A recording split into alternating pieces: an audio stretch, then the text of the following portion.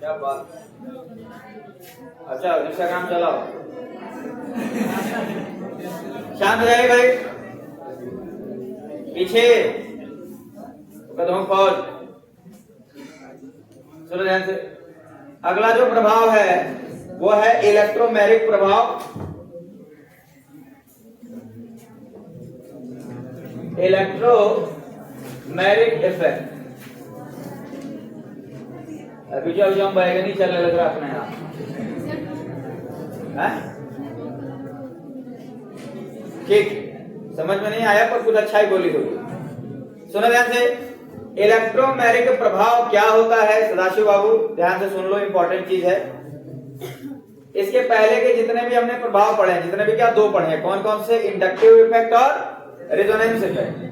ये दोनों प्रभाव परमानेंट प्रभाव होते हैं, परमानेंट इफेक्ट होते हैं। कैसे इफेक्ट होते हैं? परमानेंट। ये कोई यौगिक है, उस यौगिक में देखने को मिल जाएगा ये प्रभाव। ठीक। इलेक्ट्रोमैग्नेटिक जो प्रभाव होता है, ये इलेक्ट्रोमैग्नेटिक प्रभाव टेम्पररी प्रभाव होता है, ये रिएक्शन के बीच में देखने को मिलता है। इलेक्ट्रोमैग्नेटिक प्रभाव टेम्पररी प्रभाव होता है। टेम्पररी का मतलब क्या होता है कि अस्थायी प्रभाव होता है, ये रिएक्शन के बीच में देखने को मिलता है। ठीक है, कोई समस्या किसी को? देखते हैं ये क्या है। आवाज नहीं पीछे।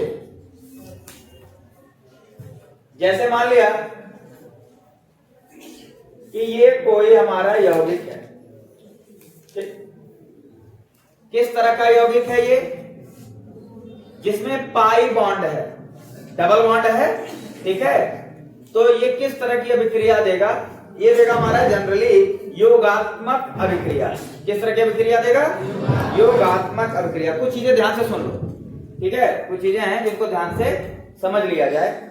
जो अभिक्रियाएं होती हैं ऑर्गेनिक में, वो सामान्यतः तीन तरह की होती हैं। कौन कौन सी? अभिक्रिया नंबर 1, अभिक्रिया नंबर 2 और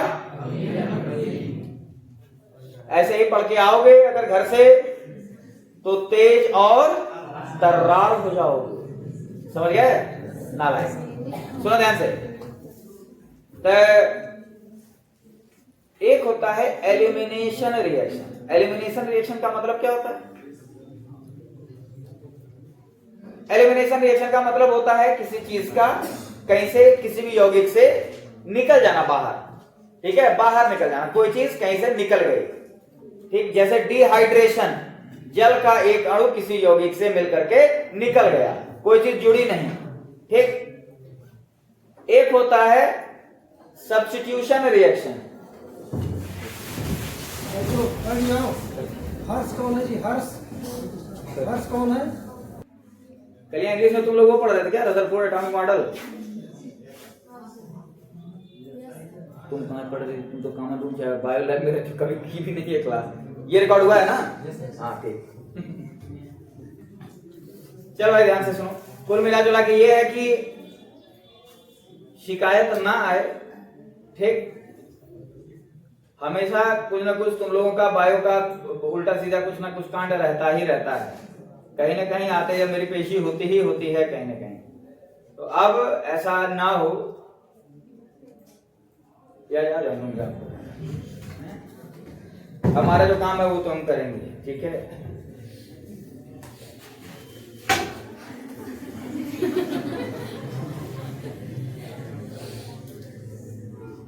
शिवम बाबू, नहीं वो वाले शिवम, लंबे चौड़े नहीं, छोटे दुबले पतले शिवम, ताता टोपे वाले कहाँ हैं? हाँ, तीसरी पीरियड में थोड़ा सा आ जाना है, कल वाली व्यवस्था हो जाएगी थोड़ी।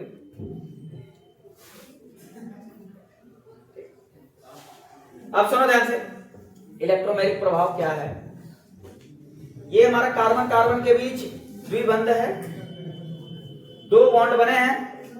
ठीक है, दो बॉन्ड बने हैं। एक सिग्मा, तुम बैठो पहले, तुम्हारा तो पहले तो आदेश नहीं है यहाँ पर बैठने का। वो तुम कल भी आए थे स्कूल तो मन तो किया था कि तुम्हें यहाँ से निकाल दें। ऊपर से आदेश है कि तुम्हें कम से कम 4 से 5 दिन क्लास में घुसने ना दिया जाए, लेकिन उसके बावजूद भी तुम आ रहे हो। हमसे भी कल पूछा गया था कि वो आया था कि नहीं, हम बोलते थे लेट आया था, जबकि मेरे सामने तुम आए हुए थे।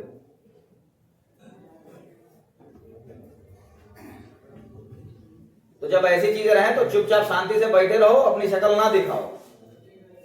फिर वही चीज हमने कितनी बार कहा है, जब भी कोई बोले तो चुपचाप शरीर के एकदम जितने द्वार है सब बंद कर लो। भाई इसको हटाना पड़ेगा, तो गंदा हो गया। टाइम देख भाई, टाइम देख। 22 मिनट। तुम लोग बैठो, पूरा वीडियो देख लेंगे भाई, हटाएंगे इसको। ठीक। सी डबल बॉन्ड सी है, एक सिग्मा बॉन्ड है, एक पाई बॉन्ड। दोनों में वीक कौन है, सिग्मा या पाई? पाई वीक है। ठीक। मान लिया कि यहां पर कोई आ रहा है अटैक करने के लिए, कोई मान लिया इलेक्ट्रोफाइल आ गया। कल हमने इलेक्ट्रोफाइल के बारे में बताया था। इलेक्ट्रोफाइल क्या होते हैं? Electron loving. ठीक है, इलेक्ट्रॉन लविंग मतलब जहां पर नेगेटिव चार्ज हो ये जाकर के वहां पर अटैक करते हैं। जहां इलेक्ट्रॉन ज्यादा होता है वहां जाकर के अटैक करते हैं। समझ में आ रही बात कि नहीं? जहां इलेक्ट्रॉन ज्यादा होगा वहां जाके अटैक करेंगे, जहां नेगेटिव चार्ज होगा वहां जाके अटैक करेंगे। यानी कि ये खुद पॉजिटिवली चार्ज होंगे या इनके पास इलेक्ट्रॉन की कमी होगी। समझ में आ रही बात कि नहीं? तो ये आकर के इस बॉन्ड को तोड़ रहे हैं। तो अब बताओ समविदलन होगा कि विषम विदलन? हमने बताया था एक दिन, समविदलन होगा कि विषम विदलन? समविदलन की 4 कंडीशन हमने बताई थी पहले। किसी को याद है? नहीं याद है? ठीक है, नहीं याद है तो सुन लो ध्यान से। अगर सूर्य के प्रकाश में बॉन्ड टूट रहा हो तो समविदलन होता है। 4 कंडीशन याद रख लो, बहुत काम आने वाली चीज है, किताब का में नहीं मिलेगा। ठीक है। फोटोलिसिस, अगर सूर्य का प्रकाश बॉन्ड को तोड़ रहा हो, ये तुम्हें रिएक्शन में पता चल जाएगा कि सूर्य के प्रकाश में हो रही है, उसकी उपस्थिति में, यानी उसको बोलते हैं फोटोलिसिस। ठीक। दूसरा थर्मोलिसिस, अगर हीट से कोई बॉन्ड टूट रहा हो, गर्मी से। ठीक। क्या होता है, जब सनलाइट होती है तो स्टील के ऊपर क्या बना रहता है? ऐसे H लिखा रहेगा। क्या लिखा रहेगा? H, सनलाइट के प्रेजेंस में हो रहा है। तो अगर हीट होगी तो याद होगा 9th में या 10th में पढ़े होगे, डेल्टा बना रहता है। डेल्टा का मतलब उस चीज को हम गर्म कर रहे हैं, हीट कर रहे हैं, तो होमोलिसिस हो सकती है।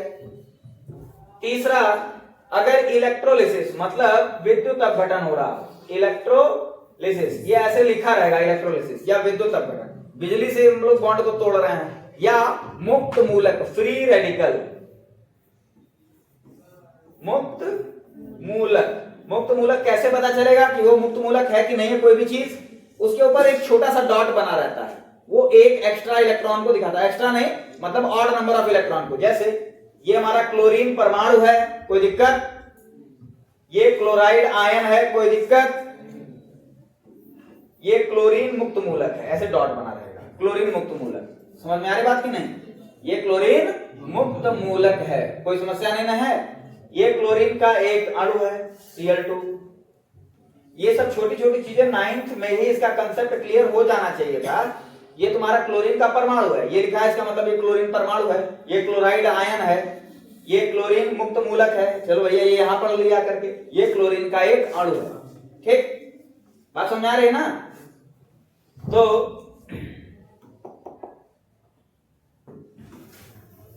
अब देख लिया जाए, जब ये इलेक्ट्रोफाइल आएगा तो इन 4 कंडीशन में से कोई भी कंडीशन नहीं है। ना तो हीट हो रही है, ना तो फोटोलिसिस हो रही है, ठीक है, ना तो इलेक्ट्रोलिसिस मतलब बिजली से तोड़ रहे हैं, और ना ही कोई मुक्त मूलक है। इलेक्ट्रोफाइल आया, इलेक्ट्रोफाइल का मतलब कोई भी ऐसी चीज जिसके ऊपर धन आवेश है, कोई भी एक ऐसा जो है केमिकल स्पीसीज जिसके ऊपर धन आवेश है, ये आकर के इसके बॉन्ड को तोड़ेगा तो इसका विषम विदलन होगा। कैसा विदलन होगा? विषम विदलन। मतलब जो दोनों इलेक्ट्रॉन हैं वो किसी एक के पास जाएंगे, और वो किसी के पास भी जा सकते हैं, कोई दिक्कत नहीं। हम ये मान लेते हैं कि वो इधर चले गए।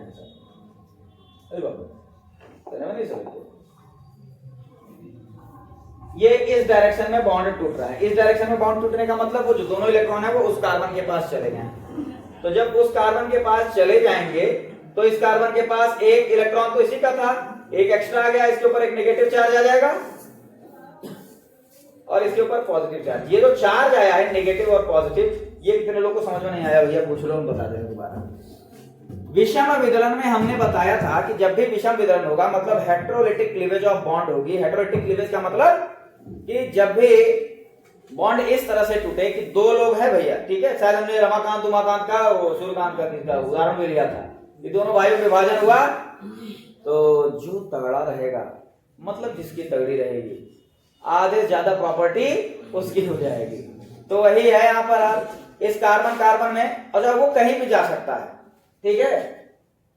तो ये एक तरफ दोनों के दोनों इलेक्ट्रॉन शिफ्ट हो जाते हैं, एक तरफ दोनों के दोनों इलेक्ट्रॉन शिफ्ट हो गए, तो जिसकी तरफ शिफ्ट होंगे उस पर नेगेटिव चार्ज आएगा, जिसकी तरफ से जाएंगे उस पर पॉजिटिव चार्ज आएगा, ठीक है। इधर बॉन्ड टूट रहा है तो ये कहां जाएगा, यहीं जाएगा भैया, इसके ऊपर पॉजिटिव चार्ज है ना, तो ये आकर के यहाँ पर एक इलेक्ट्रोफाइल जुड़ गया और इसके ऊपर आ गया एक पॉजिटिव चार्ज।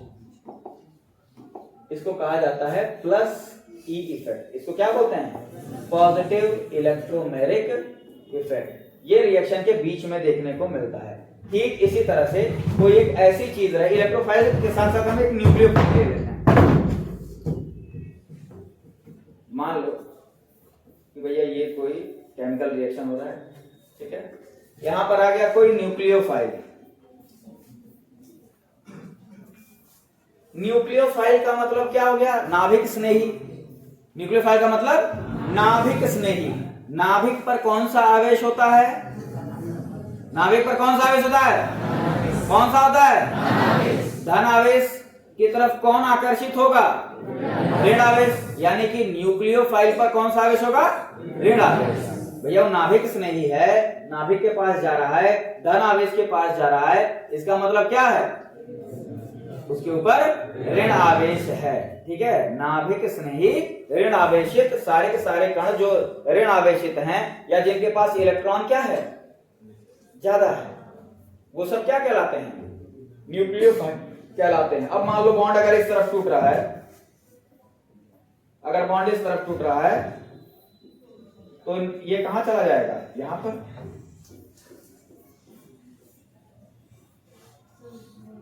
और यहां पर आ जाएगा नेगेटिव चार्ज, और यहां पर आ जाएगा न्यूक्लियोफाइल आकर के यहां पर जुड़ गया। इसको बोलते हैं माइनस ई प्रभाव, माइनस इलेक्ट्रोमेरिक इफेक्ट। अच्छा, अब इसको परिभाषित कैसे करेंगे, परिभाषित कैसे करेंगे, अगर ध्यान से सुनना, लिख नहीं पाओगे, लंबा है, ठीक है।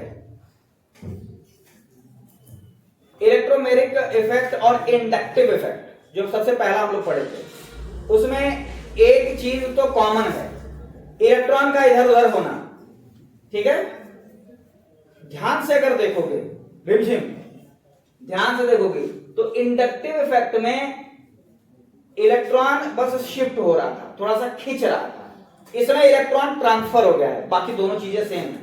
इंडक्टिव इफेक्ट, प्रेरणिक प्रभाव और हमारा इलेक्ट्रोमेरिक इफेक्ट दोनों लगभग सेम है, दोनों में आवेश ही उत्पन्न हो रहा है, लेकिन एक में इलेक्ट्रॉन का ट्रांसफर नहीं हो रहा था, प्रेरणिक प्रभाव में, इंडक्टिव इफेक्ट में। रंजीत भाई, ठीक है, प्रेरणिक प्रभाव में, इंडक्टिव इफेक्ट में तुमने देखा था कि जो ज्यादा ताकतवर था वो इलेक्ट्रॉन को अपनी तरफ खींच रहा था।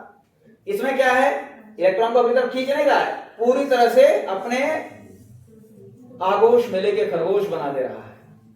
बात समझा रहे कि नहीं, इलेक्ट्रॉन पूरी तरह से ट्रांसफर हो जा रहा है। कोई बात नहीं, वो हम बोल रहे हैं, ठीक। प्रियांजल, इलेक्ट्रॉन क्या हो रहा है, ट्रांसफर हो जा रहा है, ठीक। ठीक है, समझ गया ना, मैंने चला जा रहा है कंप्लीटली। तो दोनों चीजें लगभग सेम है, ठीक। दोनों किसी न किसी समूह के कारण ही हो रहा है, उसमें समूह परमानेंटली जुड़ा हुआ था, इसलिए वो परमानेंट प्रभाव था, स्थायी प्रभाव था। इसमें समूह को कब आकर के जुड़ रहा है, रिएक्शन के बीच में, जब रिएक्शन हो रहा है तब आकर के जुड़ रहा है, इसलिए ये अस्थायी प्रभाव है।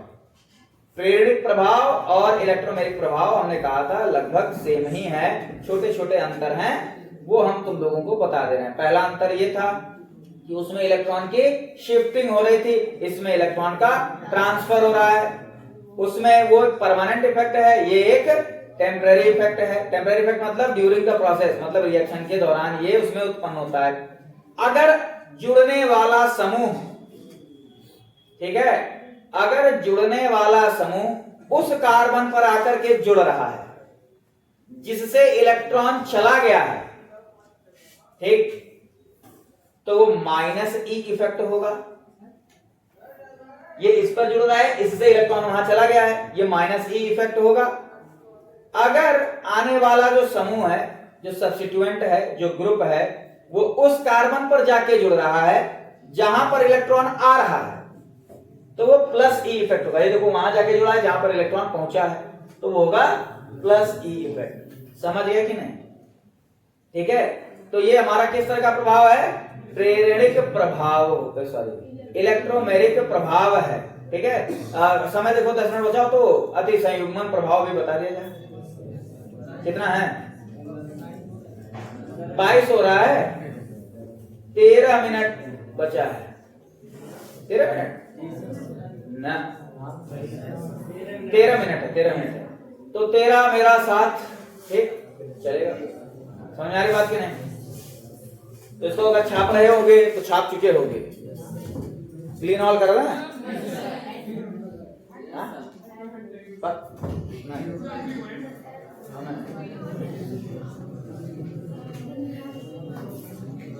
छाप लीजिए भाई, ये वीडियो ज्यादा एडिटिंग करनी पड़ेगी यार। हो गया? इतनी ही देर में क्या लिखना था तुमको? एक तो इतने बैल बच्चे हैं, कमन बता रहे हैं अगर ई लिखना होगा ना तो ऐसे देखेंगे। सर हट जाइए, ऐसे ऐसे बच्चे हैं। 12वीं में पढ़ाते हैं, मान लो ठोस अवस्था है तो उसमें गोले बनाने होते हैं खूब सारे हैं, ठोस गोलवा को देख देख बनाते हैं। इतने बैल हैं सर। सुनो ध्यान से, नेक्स्ट है हाइपर कॉन्जुगेशन इफेक्ट। ठीक है, ये क्या होता है? स्टेबलाइजेशन प्रभाव होता है, स्टेबलाइजेशन इफेक्ट होता है।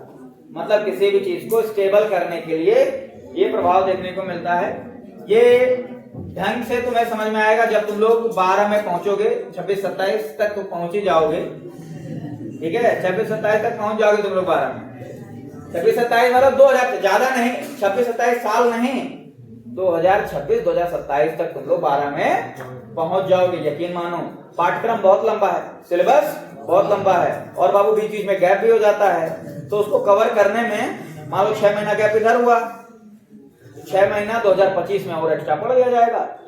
ठीक, 11 का सिलेबस बड़ा है। फिजिक्स बायो में तो बहुत सारे चैप्टर हैं। ठीक, तो आराम से 2 साल लो, मुझे कोई समस्या नहीं।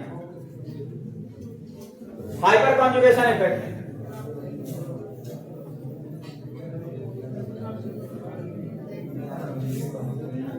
अति संयुग्मन प्रभाव। अब सुनो ध्यान से मेरी बात, सुनो ध्यान से। जैसे मान लो रिएक्शन हुआ, क्या हुआ? रिएक्शन हुआ सदाशिव बाबू। ठीक, ये H H H C H H O H, इसमें समय लगेगा थोड़ा सा, तो समय दे देना। ठीक है, कोई दिक्कत नहीं।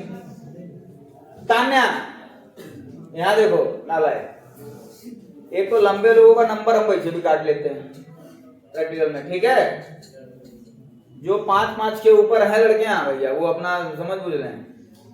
बहुत लंबे लोगों को तो नहीं है, 30 में 30। हाँ, इसीलिए अंदर से होता है ना, जो छोटे लोग होते हैं जानवी, तो चिढ़ते हैं लंबे लोगों से। इसका रिएक्शन हमने किसी के साथ कराया भैया, कंसंट्रेटेड सल्फ्यूरिक एसिड, सांद्र सल्फ्यूरिक अम्ल से। पहले इस रिएक्शन को समझ लो, किससे कराया? सांद्र सल्फ्यूरिक अम्ल से रिएक्शन कराया। तो कंसंट्रेटेड सल्फ्यूरिक एसिड होता क्या है? ध्यान से मेरी बात सुनना है। देखो लिखा है खूंखार, क्या होता है ये? कंसंट्रेटेड सल्फ्यूरिक अम्ल, ये बहुत अच्छा डिहाइड्रेटिंग एजेंट होता है। क्या होता है? Dehydrating agent. अच्छा, डिहाइड्रेटिंग एजेंट का मतलब क्या होता है? एजेंट का मतलब क्या होता है? एजेंट का मतलब जो काम करे या करवाए।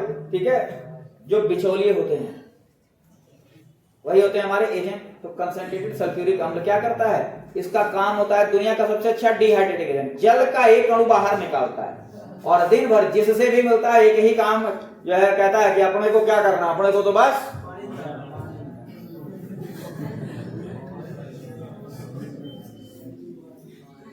ठीक, यहां से एक H, ये OH निकल गए, पानी बन के निकल लिया, और HCH, ये तो जगह खाली हो गई ना। एक हम सोच रहे बार बार, ये पेन है ये ना,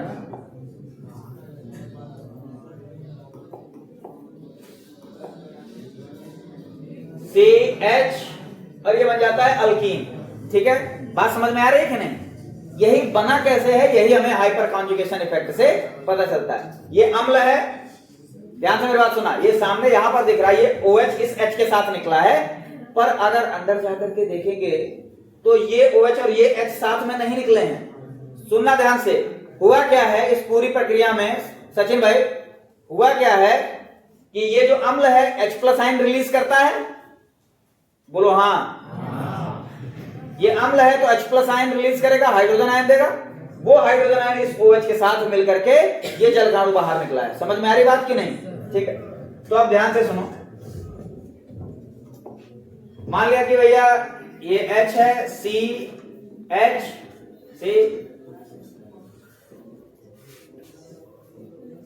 यहां पर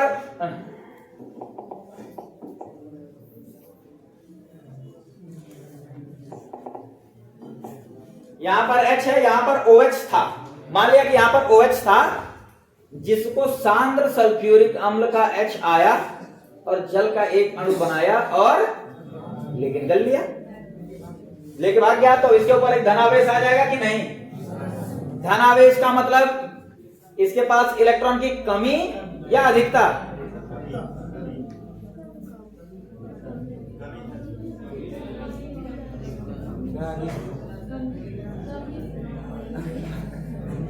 धनावेश का मतलब इलेक्ट्रॉन कम या ज्यादा?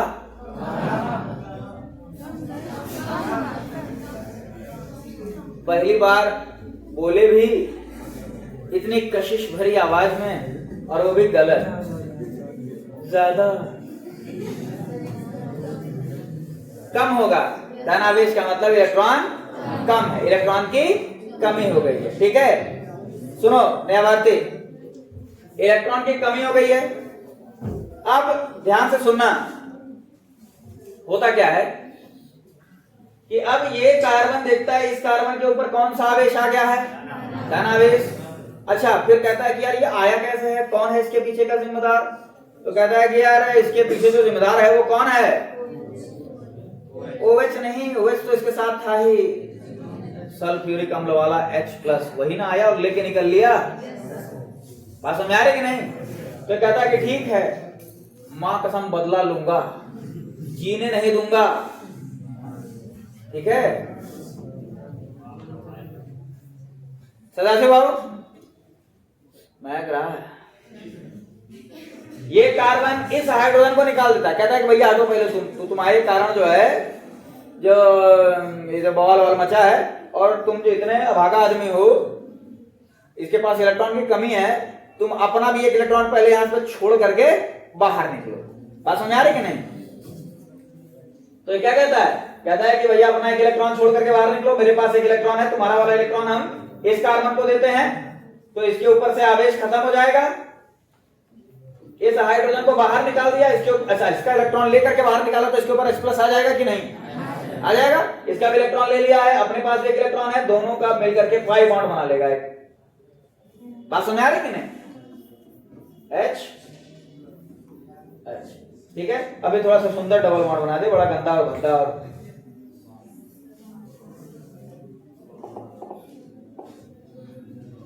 ठीक, वो H+ ऊपर उड़ गया, उसको निकाल दिया। बात समझ आ रही कि नहीं? ठीक है, यही हमारा अति संयुग्मन प्रभाव होता है। ठीक, स्टेबलाइजेशन प्रभाव, स्टेबल कर दिया। हाँ, बस ये है कि हम सारी पॉसिबिलिटी देख लेते हैं। सारी पॉसिबिलिटी का मतलब खाली यही H+ नहीं निकल सकता, ये भी तो निकल सकता है, इसको देख लिया जाए। सारे स्ट्रक्चर बना लेते हैं, CH, डबल बॉन्ड CH। इसीलिए जो तीर हमने बनाए हैं वो किस तरह से बनाए हैं, तुम लोगों ने रेजोनेंस वाले में भी देखा होगा, जो तीर बनाए थे हमने दोनों तरफ बनाए थे, वैसे बनाए हो तुम लोग की नहीं? अनुनाद प्रभाव में हमने तीर बनाया था, दोनों तरफ बनाया था, वो अभिक्रिया नहीं हो रही थी, वो ये बताया जा रहा था कि ये दोनों स्ट्रक्चर संभव हैं।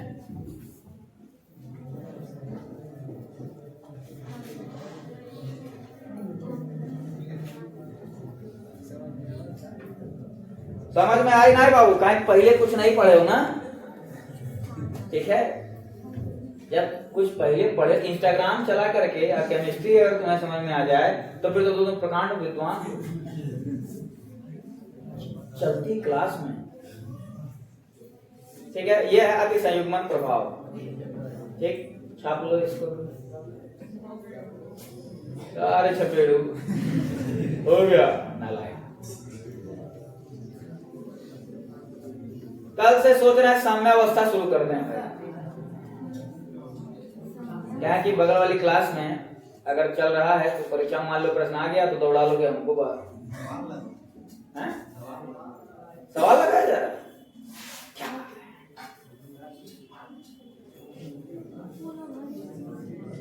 और वो सब तुमसे तेज भी हैं, काफी तेज हैं। मैं सेक्शन वाले तुम लोग तेज हैं।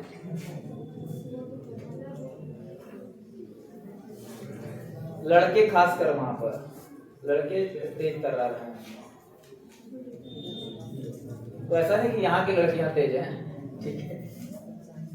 बैल हो, बैल थे, बैल ही रहो,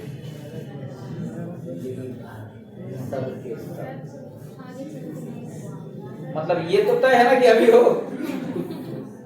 बोल रहे हैं कि